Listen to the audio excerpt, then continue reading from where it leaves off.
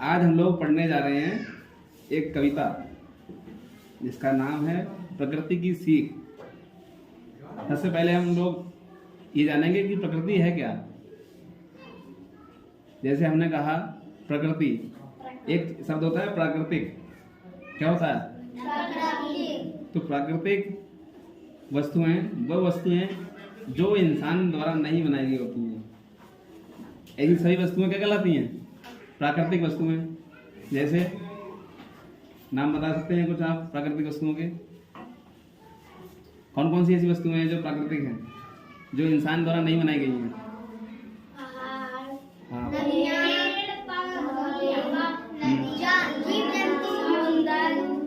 जीव जंतु, नदी, पहाड़, हैं, समुद्र, पशु पक्षी, पेड़ पौधे और हाँ मिट्टी है, पानी है, हवा है। तो ये सभी चीज क्या है? प्राकृतिक है। कैसी है? हाँ, तो ये सारी चीजें जो प्राकृतिक हैं ये सब मिलकर के प्रकृति का निर्माण करती है। किसका? प्रकृति। तो ये प्रकृति, अब समझ रहे प्रकृति क्या है? जो भी चारों ओर हमारे जो इंसान द्वारा नहीं बनाई गई वस्तुएं हैं वो सभी प्रकृति है। क्या है? वो सब मिलकर प्रकृति बनाती हैं और ये प्रकृति हमें कुछ सीख देती है। हर प्राकृतिक वस्तु कोई ना कोई हमें सीख देती है, कोई शिक्षा देती है। तो इसे बहुत ही अच्छे तरह से एक बहुत महान कवि हुए हैं सोहनलाल द्विवेदी जी, उन्होंने लिखा है और उन्होंने बताने की कोशिश की है कि प्रकृति हमें किस प्रकार सीख देती है। तो ये कविता है, हम इसका भाव समझेंगे, इसके अर्थ को समझेंगे। ठीक है? तैयार हैं आप लोग? और उसके बाद इसको हम लोग सामूहिक रूप से गाएंगे भी। तो पहले हम समझते हैं कि पहली लाइन है इसका, पर्वत कहता शीश उठाकर तुम भी ऊंचे बन जाओ, और सागर कहता है लहराकर मन में गहराई लाओ। अच्छा, पर्वत को आप जानते हैं? पर्वत मतलब पहाड़। कैसे होते हैं? बहुत ऊंचे होते हैं, बहुत बड़े होते हैं। कैसे होते हैं? हाँ, तो यहाँ कवि कहना चाह रहे हैं कि पर्वत कहता है शीश उठाकर। जिस प्रकार से ऐसा लगता है ना बहुत खड़ा हुआ है कोई, जैसे पहाड़ खड़े होते हैं, तो वो एक संदेश दे रहा है कि हमें भी कैसा बनना चाहिए? ऊंचा बनना चाहिए। कैसा बनना चाहिए? किसकी तरह? हाँ, पहाड़ की तरह या पर्वत की तरह ऊंचा बनना चाहिए। अच्छा, ऊंचा मतलब लंबे से नहीं है, ऊंचा हमें अपने विचारों से है, हमें अपने ज्ञान से है, और हमें अपने कामों से, जो हम काम करने जा रहे हैं, कार्य करेंगे, उनसे हम इतने ऊंचे बने कि दुनिया भर में हम अपने देश का नाम रोशन कर सकें। ऐसा ही एक व्यक्ति है, एक किरदार है, डॉक्टर एपीजे अब्दुल कलाम। जानते हैं आप लोग? डॉक्टर एपीजे अब्दुल कलाम, हमने कहा कि बहुत ही संघर्षमय जीवन उन्होंने शुरुआती बिताया और उसके बाद वो हमारे देश के राष्ट्रपति पद तक पहुंचे, यानी हमारे देश के राष्ट्रपति बने। अच्छा, उनका नाम सबसे पहले हमने अगर कहें कि राष्ट्रपति से हट करके अब्दुल कलाम के लिए आप क्या कहेंगे? एक उन्हें संज्ञा दी गई है, एक नाम दिया गया है। क्या कहते हैं अब्दुल कलाम जी को? याद है किसी को? उन्होंने एक बहुत अच्छा एक आविष्कार किया था। क्या बनाया था? हाँ, मिसाइल बनाई थी। तो उन्हें कहते हैं मिसाइल मैन। क्या कहते हैं? तो वो मिसाइल जो बनाई थी, मिसाइल समझते हो क्या होती है? प्रक्षेपास्त्र एक अस्त्र होता है जिसमें बारूद ले जाकर के, जैसे कहीं लड़ाई हो रही है, युद्ध हो रहा है, तो वो बारूद ले जाकर के बम को इकट्ठा धमाका कर सकती है। यानी एक विशाल सेना को या जो हमारे देश पे आक्रमण कर रहे हों उनको एक तरह से नष्ट कर सकती है, उनके अड्डे तबाह कर सकती है। बारूद रखा हुआ है किसी विरोधी देश का तो उसको भी तबाह कर सकती है। तो ऐसी मिसाइल बनाई और उसे कहा कि यह है शांति का प्रतीक। किसका? शांति का प्रतीक। ये इसलिए कहा गया क्योंकि जब कोई देश जब ताकतवर होता है ना, तो उस पर पड़ोसी देश हमला नहीं करते हैं, उससे युद्ध करने की हिम्मत नहीं रखते हैं, क्योंकि अधिकतर लोग कमजोर के लिए दबाने की कोशिश करते हैं।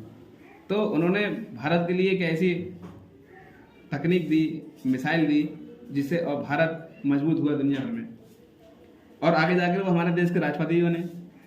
तो जो मिसाइल बनी थी भारत के में, हम लोग जानते हैं, हम लोग कहते भी हैं, हालांकि दुनिया भी जानती है अब्दुल कलाम ने बनाई थी, लेकिन भारत क्या मैसेज किया दुनिया भर में कि ये अगर अमेरिका ने कहा होगा, मान लो, तो क्या कहा होगा कि आज भारत ने मिसाइल बना ली। किसने? यानी हमारे पड़ोसी देश पाकिस्तान या अन्य दुनिया भर के देशों ने क्या कहा होगा कि भारत ने मिसाइल बना ली।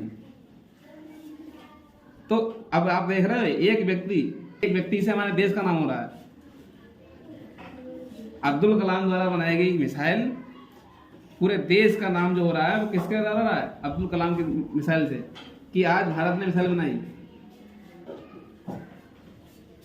तो एक व्यक्ति का कद कितना ऊंचा हो गया कि उसके नाम से उसके देश का नाम जाना जाता है। इससे अच्छी कितनी और क्या बात हो सकती है? इससे अच्छा कोई कद हो सकता है ऊंचा कि एक व्यक्ति से उसके देश का नाम जाना जाए पूरा। यानी एक साधारण से जो व्यक्ति थे वो इतने ऊंचे हो गए, उन्होंने अपने कद को इतना ऊंचा कर लिया कि पूरी दुनिया भर में देश के नाम को उनके नाम से जाने लगा। तो हमें ये सीख कहाँ से मिलती है? हम ये पर्वत यहाँ प्रकृति से हम पढ़ रहे हैं कि पर्वत कहता है शीश उठाकर तुम भी ऊंचे बन जाओ, और सागर कहता है लहराकर तो मन में गहराई लाओ। ये लाइन अगले पढ़ेंगे। पहले ही पर्वत की जो कहा ना कि हम भी ऊंचे बने, तो हमें किस प्रकार से ऊंचा बनना है? हमें बनना है अब्दुल कलाम के जैसे ऊंचा। हमारे देश के जो और नागरिक हुए महान महापुरुष, उनके द्वारा जैसा ऊंचा बनना है। ठीक है, समझे? अगला है कि सागर कहता है लहराकर मन में गहराई लाओ। सागर जानते हैं?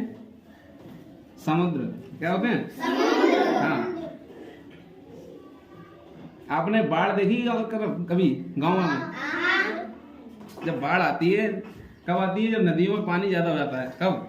नदियों में पानी ज्यादा हो जाता है तब। और जब बाढ़ आती है तो वो रास्ते में जितने भी पेड़ पौधे और हल्के उल्के जो मकान होते हैं उन सबको भाग के ले जाती है। यानी नदी में जो बाढ़ आती है वो सब चीजों को भाग ले जाती है। कभी आपने सोचा ये नदी कहाँ जाती है? कहाँ जाती है नदियां? ये समुद्र में। और समुद्र होता है बहुत बड़ा। कैसा? बहुत बड़ा।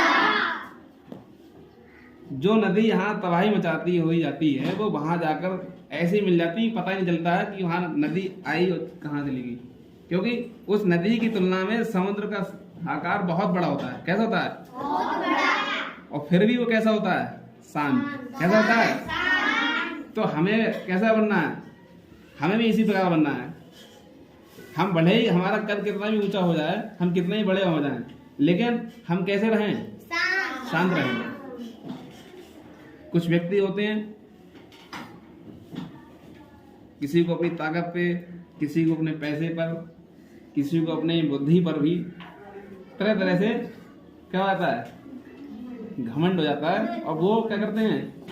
दूसरों को नीचा दिखाने के लिए या लोगों को सताने लगते हैं, तरह तरह के काम करने लगते हैं, जबकि ऐसा बिल्कुल नहीं करना चाहिए। हमें कैसा रहना चाहिए? हम कितने ही बड़े हो जाएं, हमें अपना स्वभाव समुद्र की तरह शांत रखना चाहिए। कैसा? हाँ। तो ये सीख हमें मिलती है सागर से। अब अगली लाइन है, समझ रहे हो क्या कहती है? उठ उठ गिर गिर तरल तरंग, भर लो अपने मन में मीठी मीठी मृदुल उमंग। तो जब हम देखते हैं सागर है, समुद्र, तो उसमें लहरें उठती हैं। क्या उठती हैं? तो यहाँ ये कहना चाह रहे हैं कि समझ रहे हो क्या कहती हैं वो लहरें? उठती हैं, गिरती हैं, उठती हैं, गिरती हैं। इस तरह से सागर में लहरें चलती हैं। तो वो ये कहना चाहते हैं कि जिस प्रकार से लहरें उठ रही हैं, गिर रही हैं, हमें क्या करना चाहिए? हमें अपने मन में उत्साह भरना चाहिए लहरों की तरह। किसकी तरह? हाँ, जैसे वो गिर जाए भले ही, लेकिन फिर उठती हैं। तो हमें अपने जो काम कर रहे हैं, भले ही हम उसमें एक दो बार असफल हों, लेकिन हमें अपने उत्साह को कभी कम नहीं होने देना चाहिए। हमें लगातार प्रयास करना चाहिए, हमारे नए लक्ष्य बनाने चाहिए और उनके लिए आगे बढ़ना चाहिए, काम करना चाहिए। पृथ्वी कहती धैर्य न छोड़ो। ये पृथ्वी जो हम इस पे रह रहे हैं, पृथ्वी बहुत बड़ी है, जानते हो, विशाल। ये नदियां हैं, पहाड़ हैं, मकान है, हम लोग हैं, जीव जंतु हैं सब, और ये समुद्र जो हम बात कर रहे थे बहुत बड़ा है, ये सब कहाँ है? इसी पृथ्वी पर। कहाँ पर है? और इतना भार होने पर भी पृथ्वी अपने उसी रूप में आज भी विद्वान है, सामान्य है। रोज दिन निकलता है, रात होती है, होता है। जब बरसात का मौसम होता है बरसात होती है, जब जाड़ों का मौसम हो तो जाड़ा होता है। तो पृथ्वी पर वो घटनाएं सभी चलती रहती हैं हमेशा, कभी उसमें कोई बदलाव नहीं होता है। इसी प्रकार से हमें क्या करना है, हमारे जीवन में कई कठिनाइयाँ आ सकती हैं बहुत।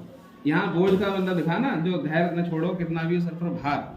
भार का मतलब है कि कोई भी हम कोई काम करेंगे तो कितनी भी चाहे समस्या हो, कोई परेशानी हो, हमें धैर्य रखना है पृथ्वी की तरह। किसकी तरह? पृथ्वी की तरह। और पृथ्वी की तरह धैर्य रखना है, कभी नहीं छोड़ना है। और कभी यानी हमें हिम्मत नहीं हारनी है, अपने काम के प्रति सच्चाई से, ईमानदारी से लगा रहना है। क्या करना है? लगा रहना है।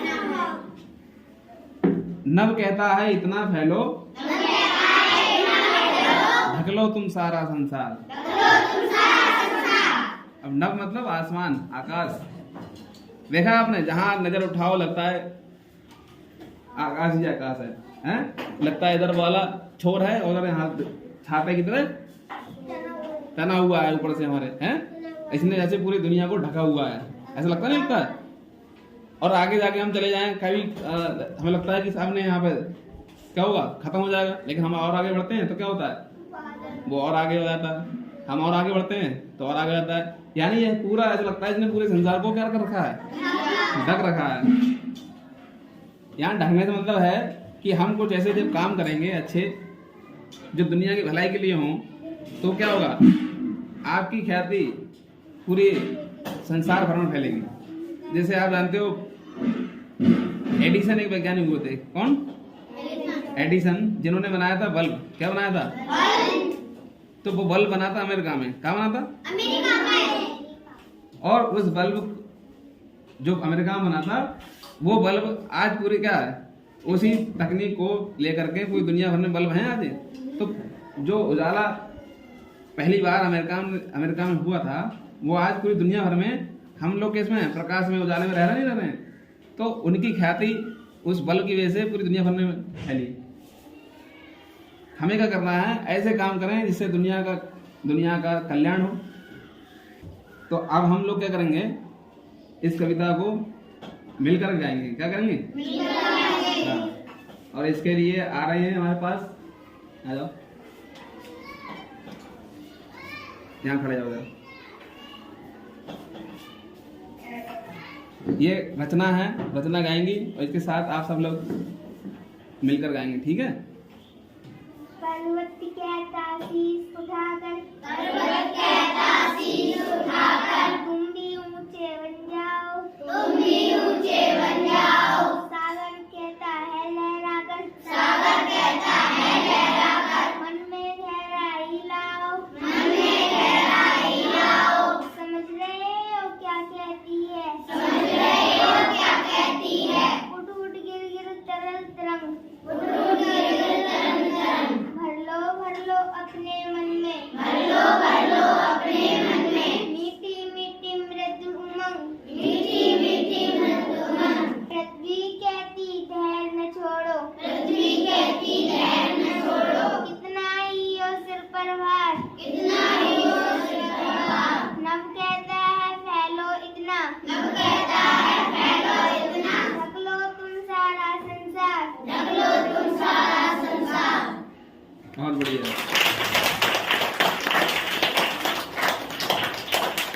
तो ये थी आपकी कविता, आप लोग समझ गए होंगे, समझ गए? ठीक है।